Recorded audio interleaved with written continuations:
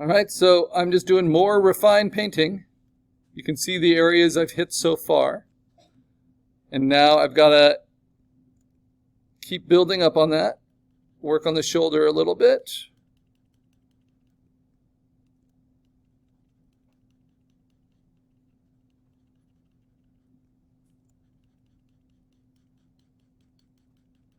Work on this shirt.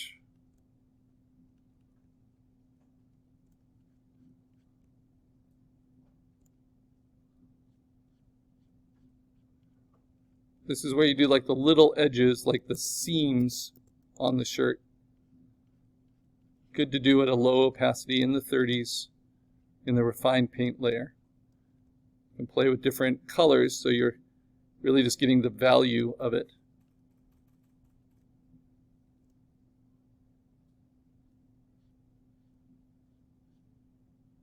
Again, my finger is just hovering over, my left hand, because I'm right-handed, is just hovering over the Option key so I can steal colors.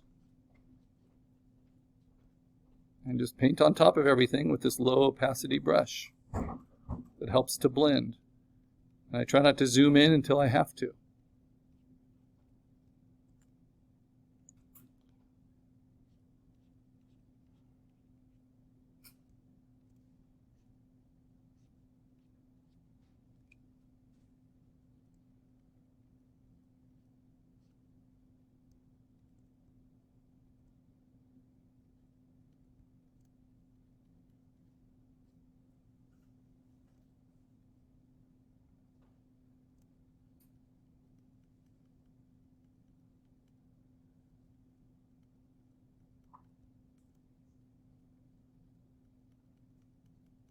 So if you've taken a drawing or a painting class, you've done exercises where you have to blend out from your shadows.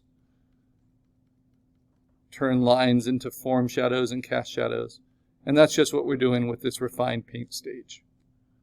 It makes a big difference from kind of the chunky marks to the more rendered and modeled forms. So it's a filter, and let me show you why I don't teach them. You can definitely experiment with them. I'm going to do it with a duplicate. Because what we've done by building up these 3 layers of refined painting on top of rough painting on top of base color, right, is all of these are showing through in little ways and building up an interesting texture. If I make a duplicate there, and then if I use liquefy or if I use smudge,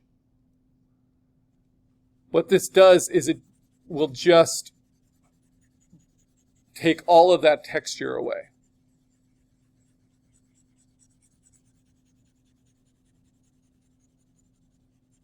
And so that's what you do if you want to totally blend it so you don't have any edges anymore. But to me, it just lacks the character of like being on watercolor paper or having that kind of, or canvas, that texture throughout. So the smudge tool might be an interesting thing to try on a copy at the top. And liquefy you'll find under filters. But that does the same thing. It just blends all the pixels into averaged pixels. So I'd definitely try it on a copy before you obliterate your pixels. Since we're spending all this time building up this paint surface, you don't want to lose it.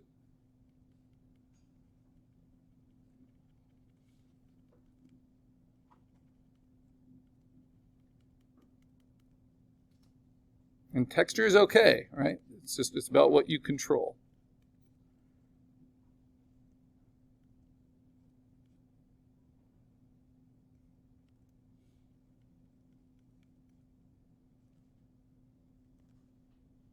Move my navigator down so I can see my reference here. The shadow's in the right place.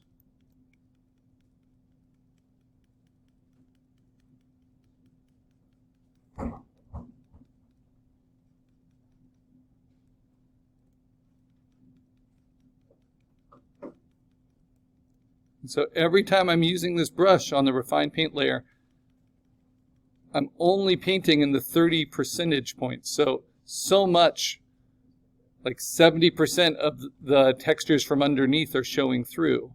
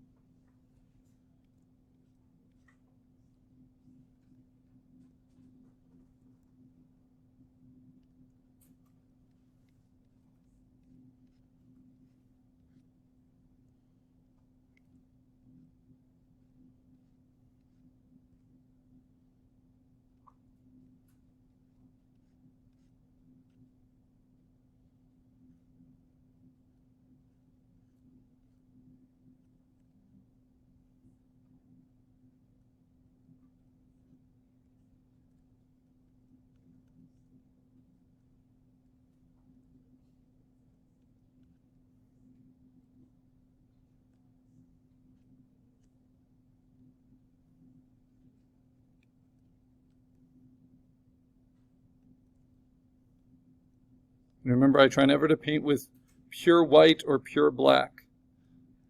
But you want to know what your darkest dark is, and you want to know what your lightest light is. And you can restate those when you need to.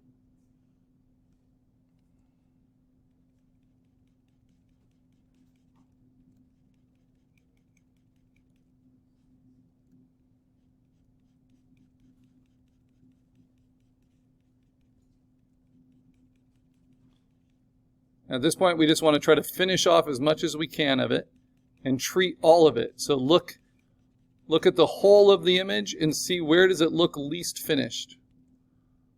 Work on that a little bit before we post it.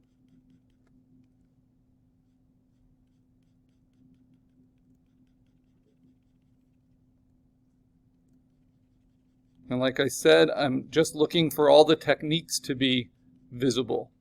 This is your exposure to digital painting. It's not meant to be your only chance to demonstrate your abilities at it. We do it now so that you can use it on your final project if you want to.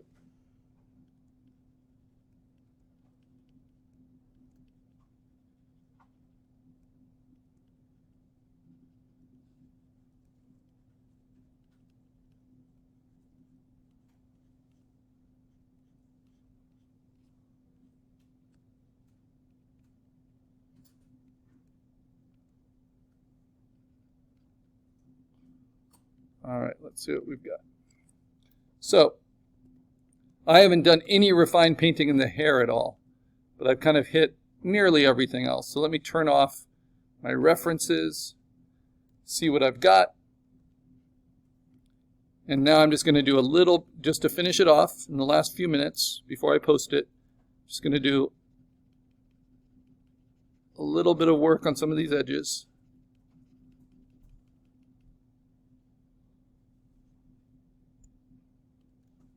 A little work on some of the blending, a little work in the hair, which I like being really energetic.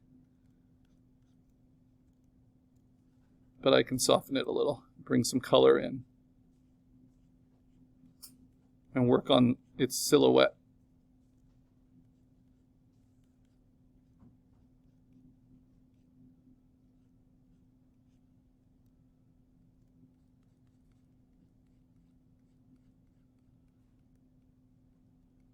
Let that green show up.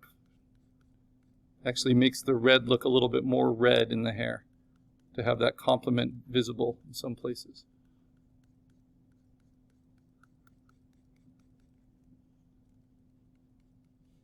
And if you're ever concerned that what you're doing with your refined painting isn't making any difference, just try turning it off. And you'll see how much of a difference it does make. You know, this is what I've done with refined painting so far.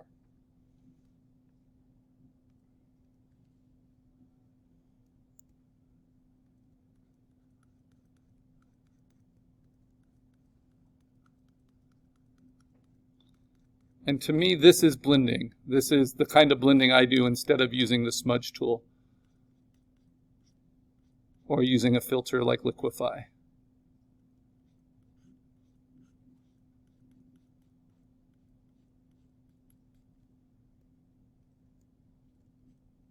But everyone has their own workflow, their own way of showing their preferences in digital painting. That's what's fun about it.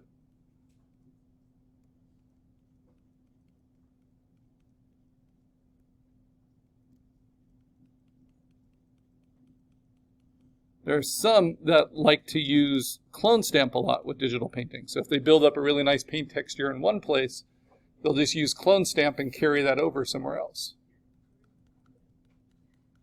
And it works especially well for the fur of animals, for instance.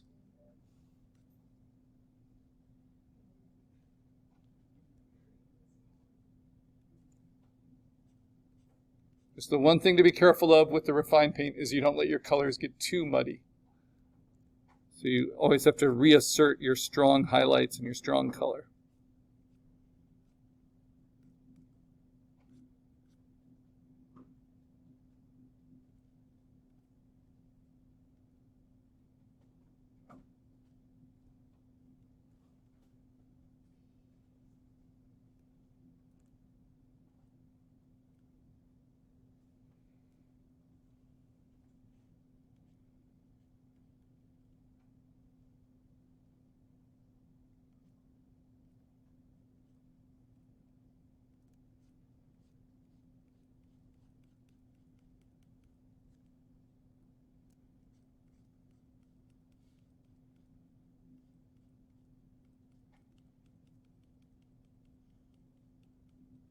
So when you're doing hair or anything else, you don't want to think of it as individual strokes. You want to think of it as building the shadow shapes that give you what the illusion you're looking for.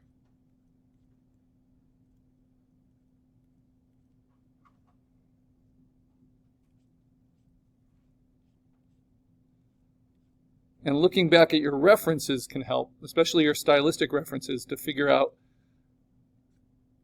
if there are certain color blocks that you could add or ways to simplify it if you've gotten too fussy, which often happens. So I'm just working with the same size brush over and over again.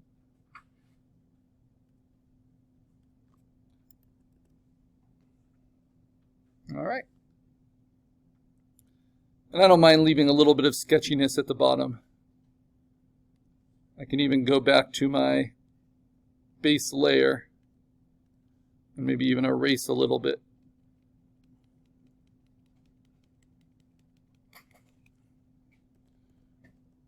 To clean up certain edges,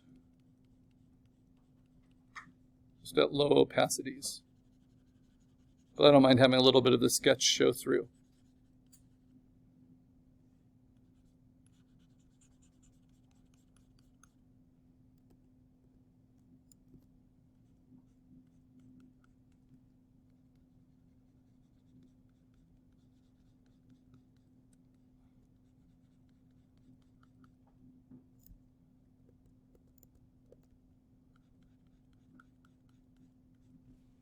All right, now I'm going to zoom in to 200%, and I'm going to see that paint texture.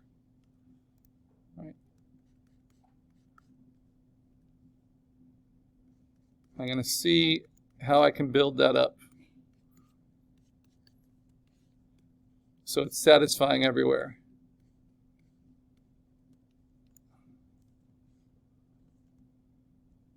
What I don't do is paint with white.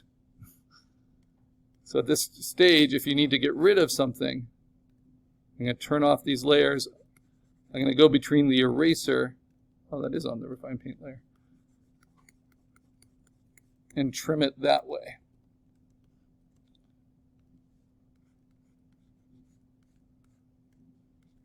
With my custom brush.